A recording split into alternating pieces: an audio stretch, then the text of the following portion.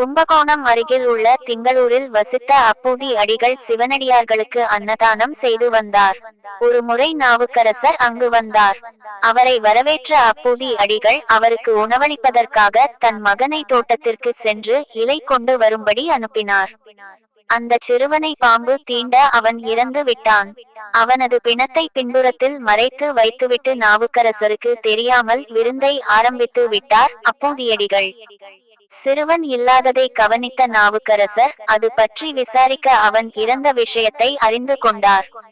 இக்கட்டான நிலையிலும் அப்பூதி அடிகளின் தர்ம சிந்தனை கண்டு வியந்த நாவுக்கரசர் மனம் நெகிழ்ந்து சிவனின் கழுத்தை அலங்கரிக்கும் நாகராஜனை வரவழைத்து அவன் மூலம் சிறுவனை உயிர் பெற்று எழச் செய்தார்.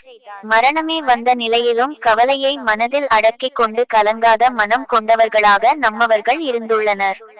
அவர்களை எல்லாம் பின்பற்றி எந்த சூழலையும் சமாளிக்கும் தன்மையையும் உறுதியான மனதையும் பெறுவோம். முற்றுப்புள்ளி.